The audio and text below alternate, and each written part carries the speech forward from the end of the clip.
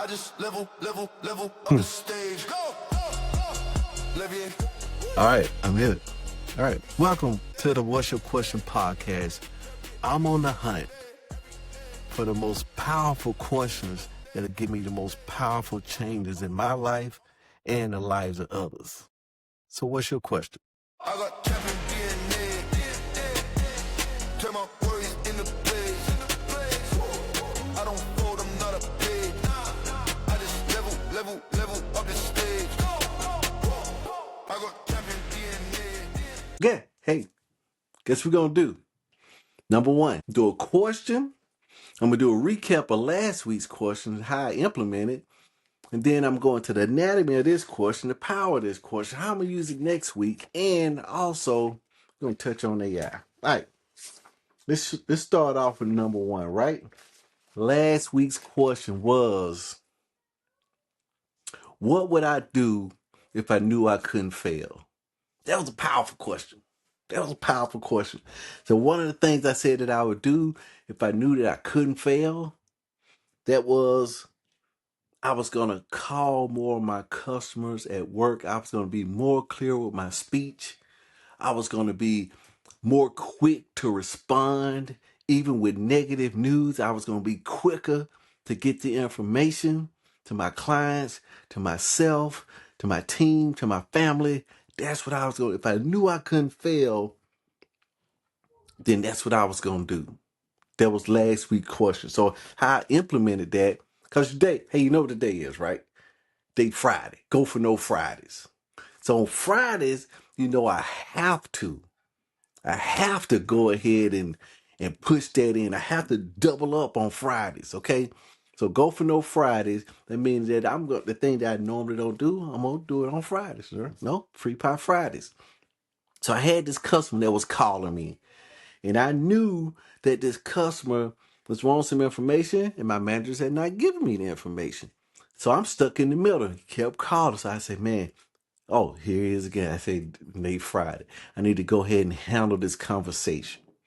So I did. I went on ahead and I moved forward because I said to myself, what would I do if I knew I couldn't fail in this conversation? I call him right now. See, that's what it does. That's what it does for me. If I know I can't fail, then I got the quickness. I can move immediately. And that's what I did.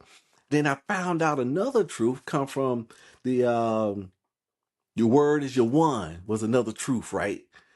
It said apparent obstacles vanish upon my approach, meaning that these obstacles ain't real obstacles. They're apparent obstacles. So they vanish upon my approach. So what I did is as I sat down, quickly contacted my client, explained the situation. We came to an agreement, and the thing that I thought was an obstacle wasn't even an obstacle. It kind of vanished.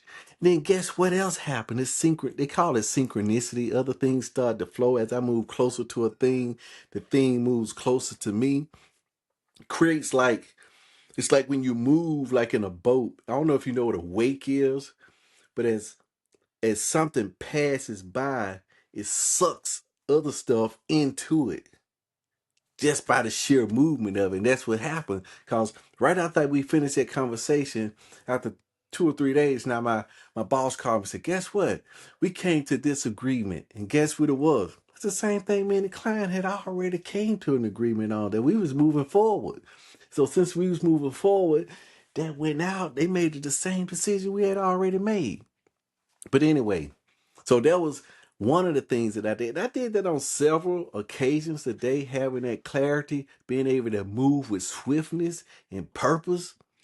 That's what that question did for me last week and that question was, what would I do if I knew I couldn't fail?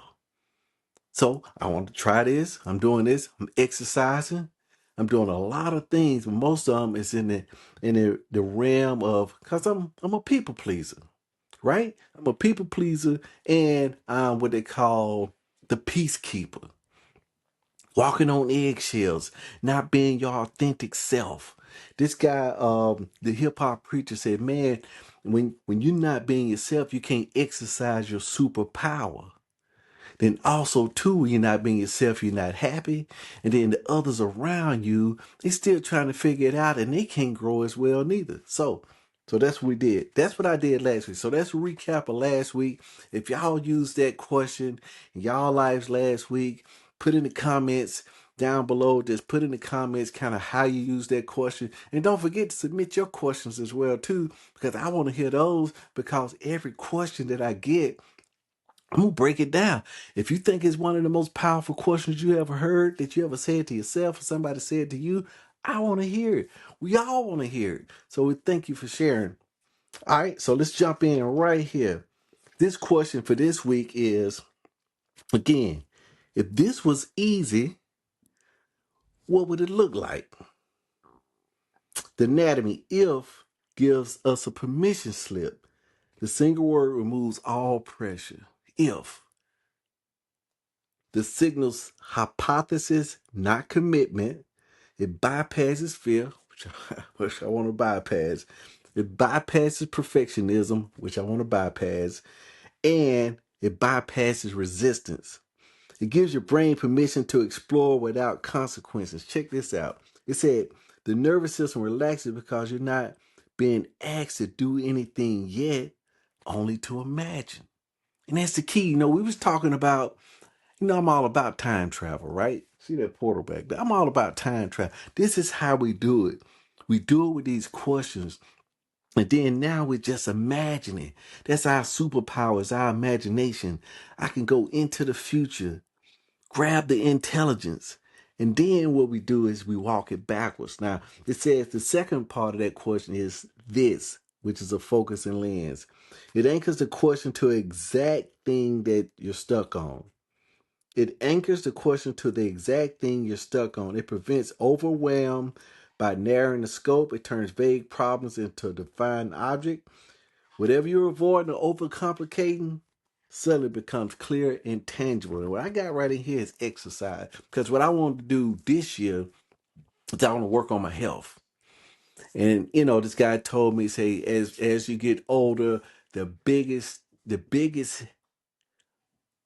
problem for old people is balance. Okay, if I gotta be balanced, what exercise could I do this year that if I can only do one exercise, that it'll improve my balance and therefore increase the quality of my life? And that was squats. So what I do is every single day, mark it off on the calendar, small domino. I come down, hit the squat rack, the weights are already set up, and I do 20 squats. One set every single day. Could do more, right? I could do more, but I at least got to do one set. So that's what I do. I come down. Now, if it were easy, see, I know what it is, but if it were easy, this is the most, they say, subversive part. It challenges the unconscious to assume that hard, it challenges the assumption that hard is valid. It breaks the identity attachment to struggle. I ain't got to struggle on this thing. And it interrupts the story. It has to be difficult for it to count. See, it ain't got to be hard. So I just put in my mind, okay, I see myself. This is what it would look like. That's the next part of the question. What would it look like? I'd be everything set up. I would come home, go down there. When I hit the squat rack, knock my squats out, be done for the day. Then as the day progresses, I see myself getting stronger. I see myself my balance is better. And now, because last time I got on there, I was doing those squats and I found out that there was a flaw in my system. And that flaw was I had strong legs. Now I've been watching your boy Anatoly. If you don't know Anatoly, a lot of folks know Anatoly. He was down here squat. Then he does it with one hand. Everybody's looking. Everybody want to have that. The ego want to have that. But you just turn the head. You just shocking everybody, right? Yeah. So I said, man, if Anatoly could do it, I ain't got as many weights as he had, but shoot, if he could do it, I could do it. So I was down there lifting heavier weights, right? Then I said, you know what, man? I had this cushion on there. I said, man, he do it without the cushion. So I went without the cushion. Now I got just the ball now. And I said, you know what? He did it with one hand. I did it with one hand and man, that was it. I was hurt. I was out of commission for several months out of command. It's still kind of tight right now, but I'm taking it easy, one little small step at a time. And that's the deal about it. One small step at a time. And as you say, what would it look like? And this right here, it shifts from why to how. It turns abstraction into structure. It invites visual step-by-step thinking. Instead of spinning your head, you start seeing clear and doable actions. I call this the time travel of reverse engineering. Jim Fannin said this. It's December the 31st, New Year's Eve. You toasting. And you're toasting to the best year you ever had. What made that year the best year you ever had? And then what happened the week before that, the month before that, the month before that? He said you walk it all the way back to the present tense. And then you go back forward again. You leave yourself breadcrumbs. But remember, we talked about that before. It's not how do I get from point A to point B? It's how do I get from point B to point A, then back to point B. You see what I'm saying? That's the way it flows right there. So that's what I like that. That's what it would look like, right? Now, we're going to get into why they say this question is so powerful. It bypasses fear instead of fighting it. I like that. Because sometimes we think we got to push through fear. But this say we can just sidestep it. Sidestep it. Like the bullfighter does. He just sidesteps it. It says it takes fear thrives on seriousness and finality. This question never confronts fear directly. It walks right around it. That's what I like. I want to walk around it. Now, here's the deal. I'm not saying it don't exist. I'm walking around it, meaning that I'm aware of it, but I'm looking at it. I'm checking it out. I'm seeing how it's shaped. I'm learning from it. See, that's the deal. We can learn from fear. Instead of hiding from it or trying to knock it down, this right here say this question, I can bypass it and I just walk around it. You see what I'm saying? I like that. The brain doesn't resist because there's nothing to defend against. Because my defenses don't. A lot of times you got to understand. Now, when you're in defense mode, look at me. I'm heading down, right? If my defenses go up, it's blocking my view. I can't proceed the way I want to proceed because part of my view is blocked. So if my defenses don't go up and I can just analyze the whole situation, I like that. I like that. I like that. I like that a whole lot.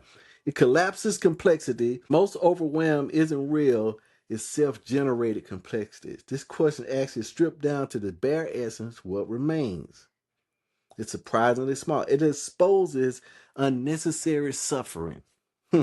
Anybody been there?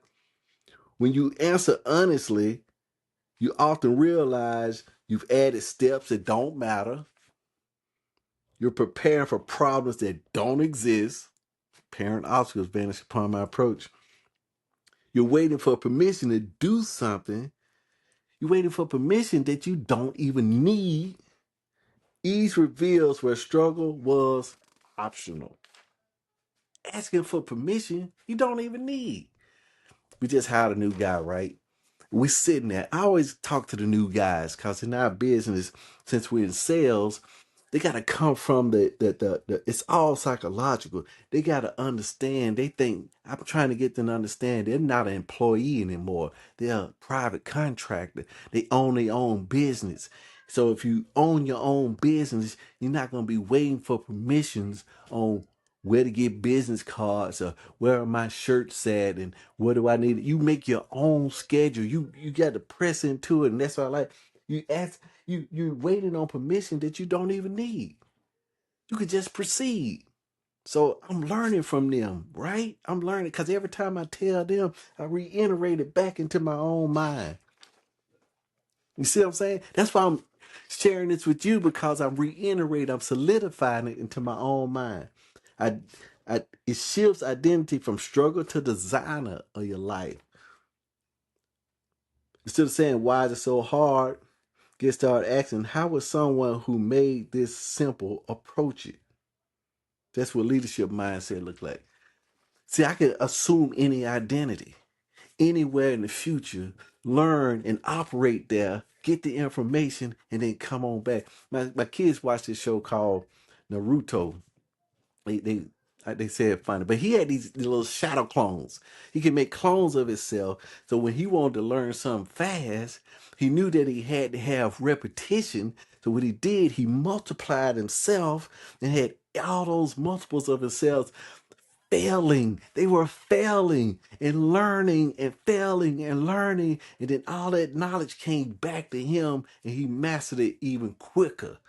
Because in one of the books, since the days Go for No Fridays, that's the book. Go for No. One of the things they said, you got to fail faster and you got to multiply your failures. You got to go faster and bigger with your failures. And then you'll learn and grow quicker. See what I'm saying? Yeah, I like that. I like that. Like Go for No Friday. That's what the day is now. You know it's Go for No Friday. It produces immediate action. Most answer to this question sound like, I just start with this. I'd only do this. I'd ignore everything except this. The hidden truth inside this question quietly assumes something radical. Ease is not laziness. Ease is clarity. And that's what I've been missing this year. That's what I'm planning on this year. How can I be more and more clear? And these questions are the tools that I'm going to use to be clear in my life. And hopefully me being clear in my life can kind of help you. Now, since we know how I'm going to implement this for next week, I already know how I'm going to implement it. You know, I'm going to implement for the next 7 days. I hope you guys do the same and share your experiences in the comments. If you hadn't, subscribe to the channel, share it with somebody, and by all means, if you don't do nothing else, man, submit your questions. If you got a powerful question, man, don't hold on to it. Submit it. Let me kind of run it through the ring. Let me experiment with that thing. But now we're going to ask Gemini. Let's ask Gemini. Gemini ain't been acting too good. This new Gemini, it's got a scratch. They had a good voice on Gemini in the beginning. I really liked a nice, warm voice. But now it's like this lady got a cold or something. The voice be changing. And it's all because these new systems they got. She said she changed her voice based on what model or whatever she's using. Let's hit Gemini. Let's see. All right, I'm finna start a new chat. Okay, here we go. Let's see what you say. Are you there? Yes, I'm here. What's on your mind? Okay, I want to ask you a personal question in your personal development. If it were easy, what would it look like?